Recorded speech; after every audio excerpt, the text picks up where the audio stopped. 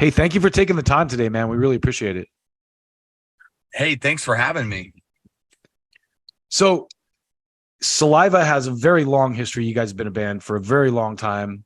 I think probably the first thing is just like walk us through where you're at now, like how you got here, what like where you started, as far back as deep as you want to go, man.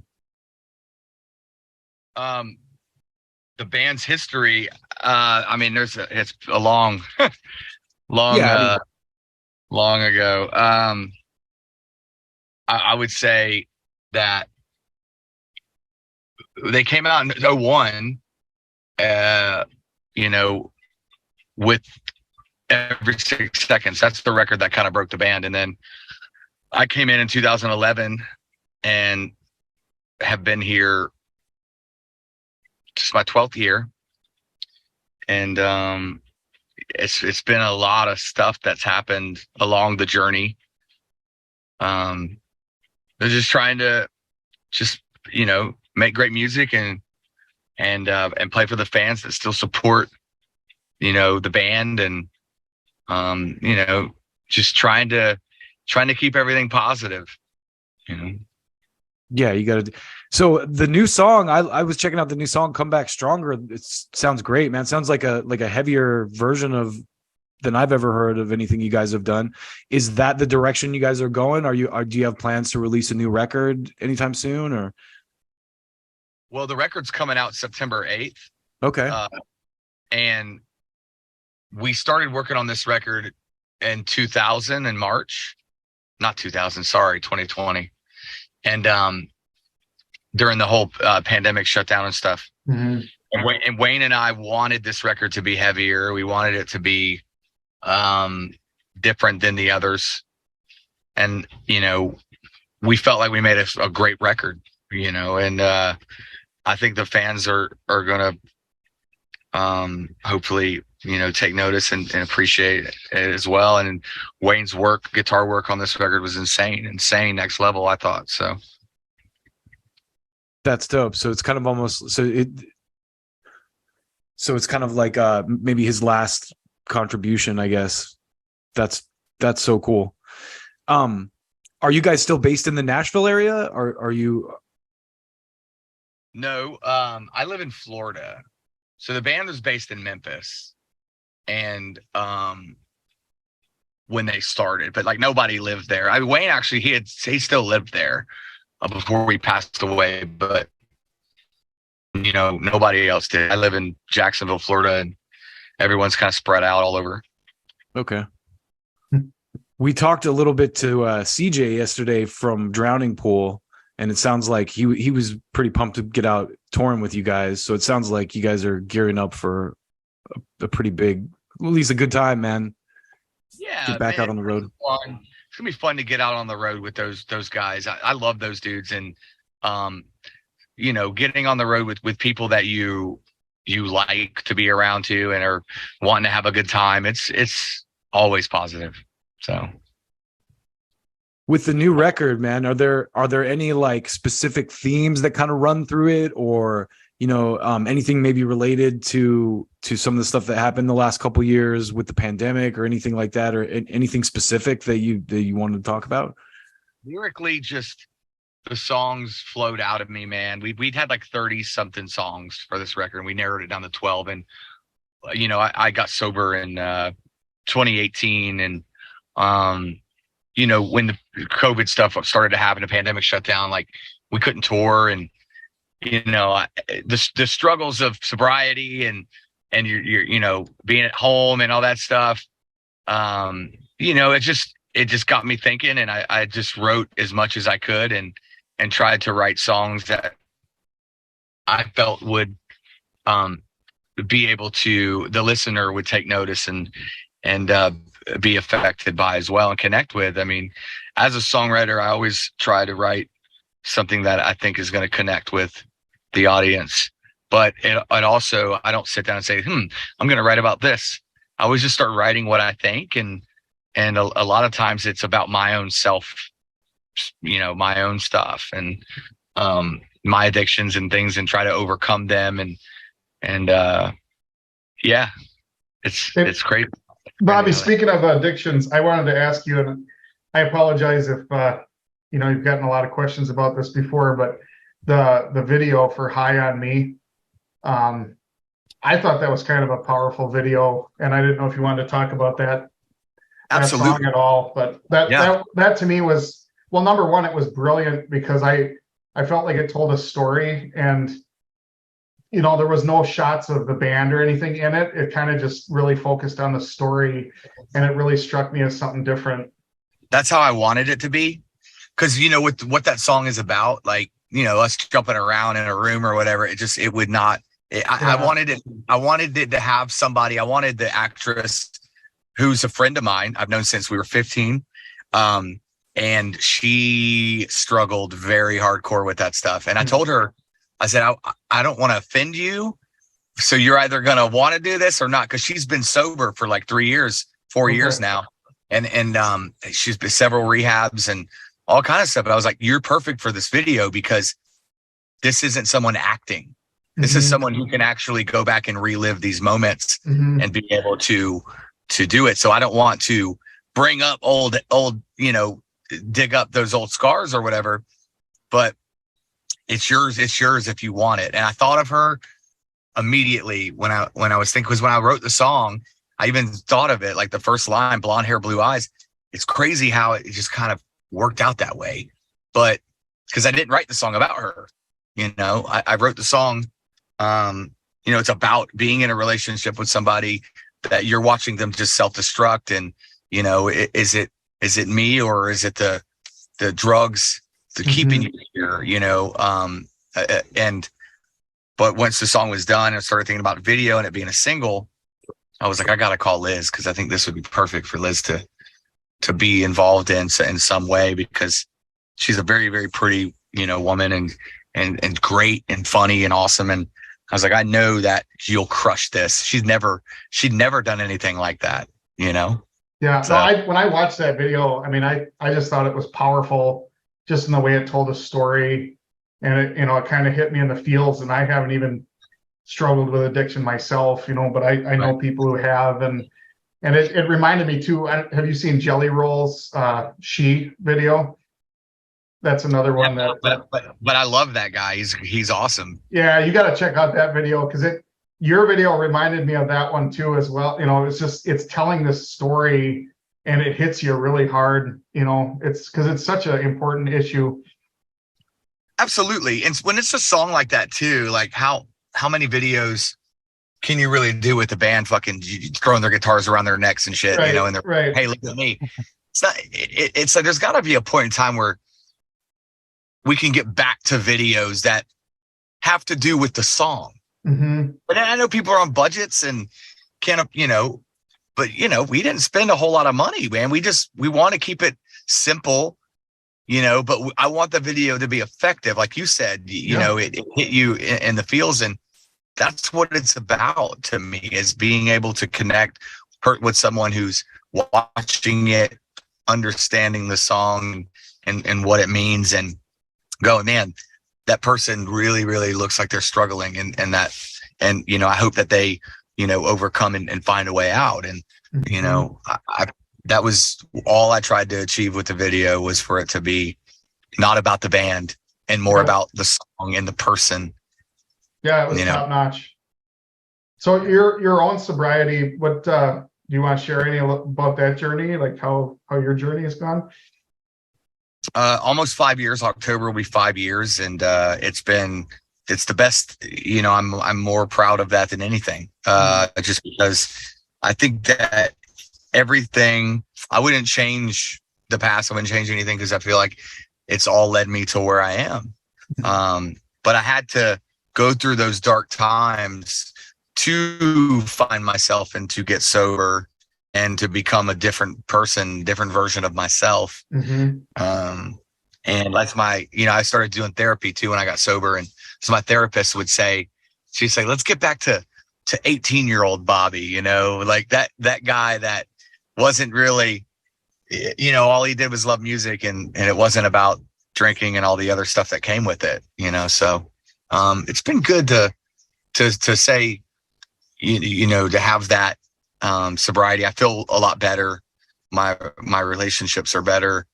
I just have a whole, bigger outlook on life, and for my kids and stuff too. So, well, that was another thing I wanted to ask you about, because I'm not on TikTok, but just looking on Instagram and stuff, it looks like you do a lot of duets and stuff with your daughter.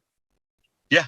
And that's just so cool to see kind of a rock star singing with his daughter, and you can obviously tell that you absolutely love doing it, and it's so cool. I have a daughter. I'm guessing my daughter's a little younger than yours, a couple years or something, but it's so cool to watch a dad connecting with his daughter like that, and just seeing the joy. It's my favorite thing on the planet, dude. It really is. And just to be able to do that and show people a different side. I mean, I'm singing songs I never thought in my life I would sing, as well, but it's cool because I'm teaching her too, and helping her, and teaching her how to do harmonies, and showing her songs that she'd never heard before. So she's learning songs and stuff. And I think it's awesome. We're both learning from it, but at the same time, we're having fun with it. And it's, that's been really, really cool. Yeah. Is there any chance she's going to wind up on a Saliva album?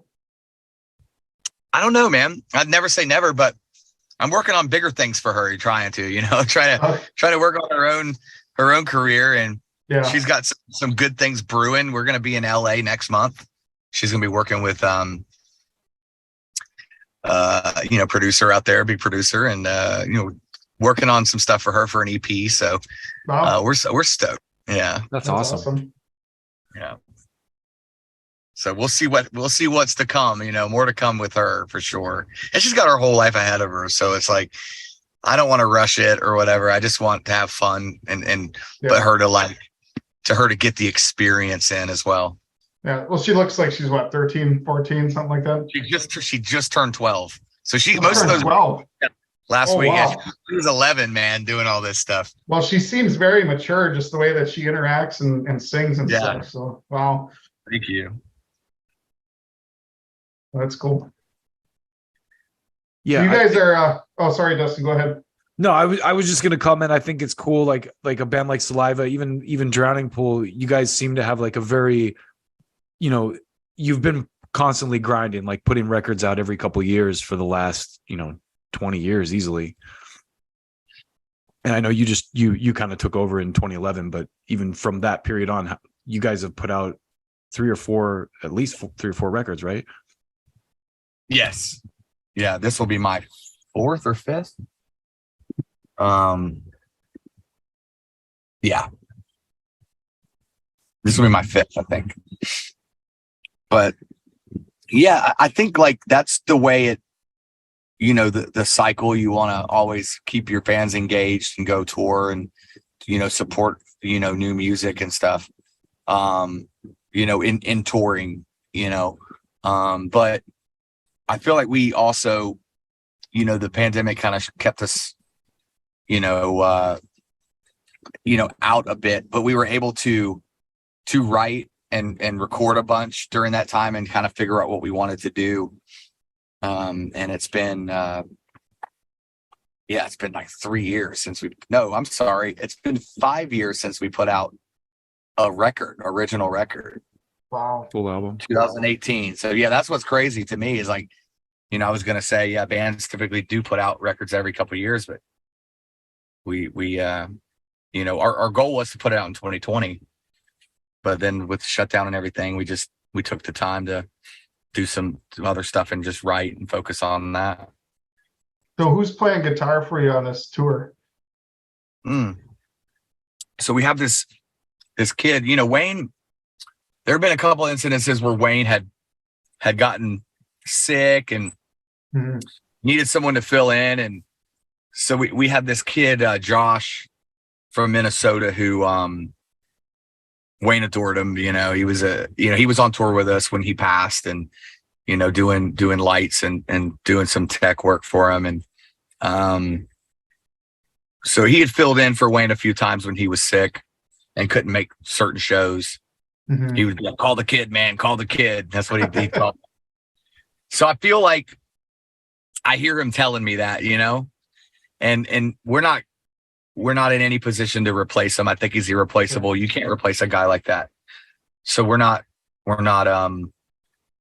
that's not what it is. We just want to go out and honor him and pay tribute to him. And this record we're dropping in September, is basically the last 3 years that we worked on it.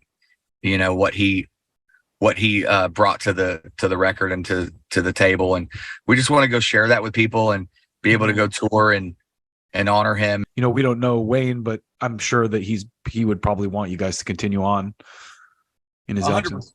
Yeah, 100%. I mean, he and I had several talks.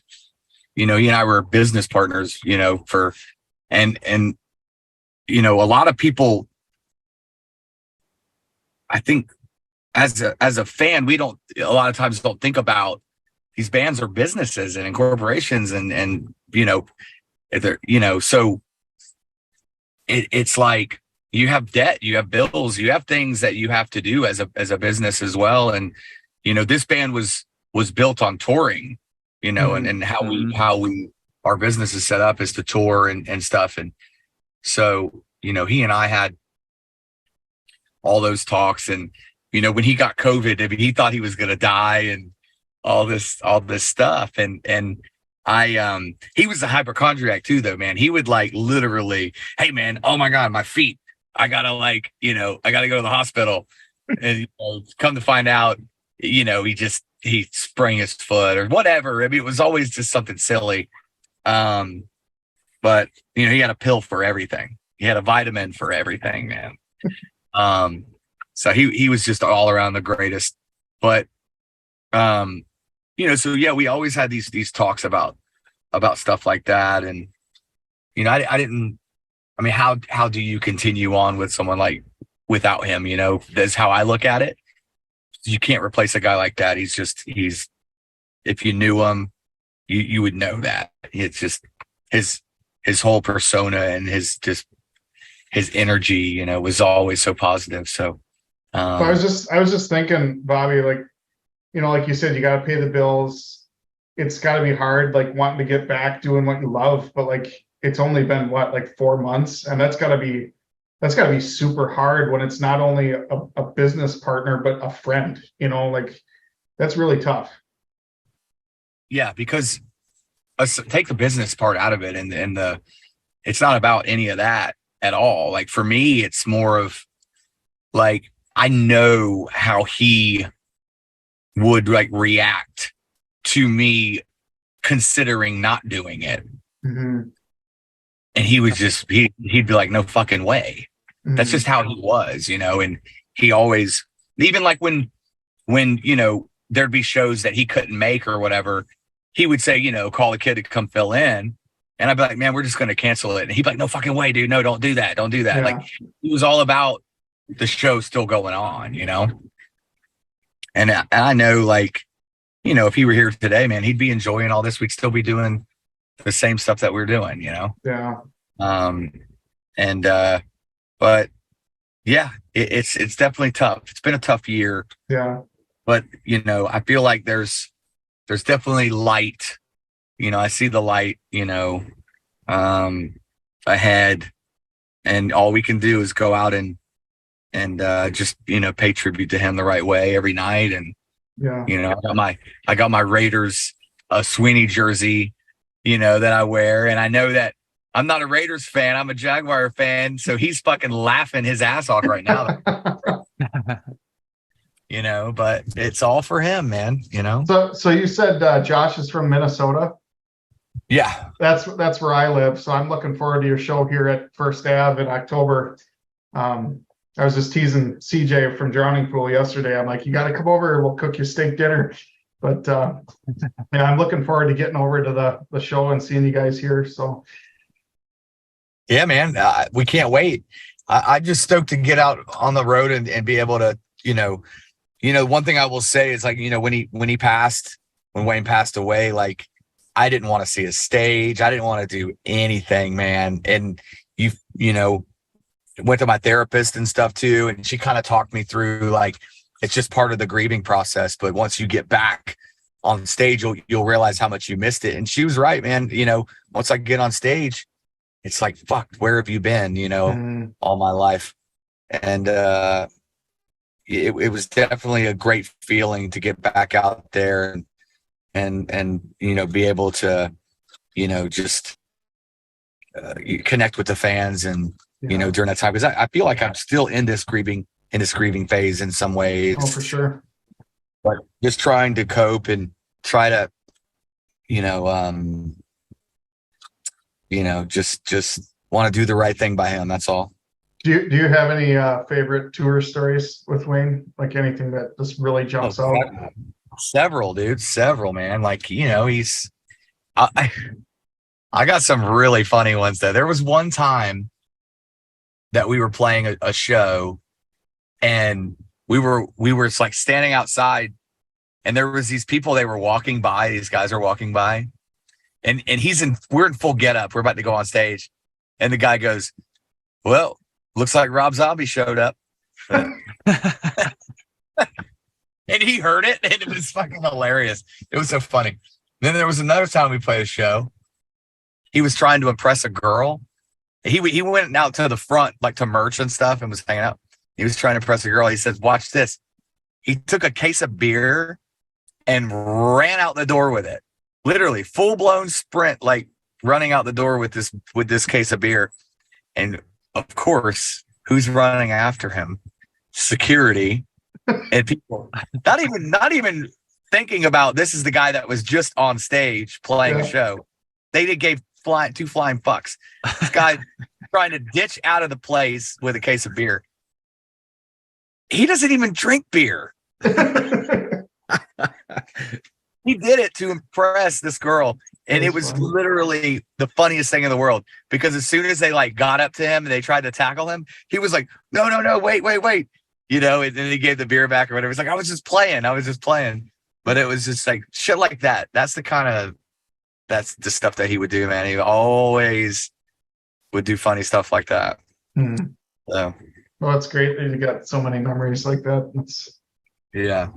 I feel like COVID also intensified the hunger for live music again. So a lot of your fans are just waiting for you guys to get out there.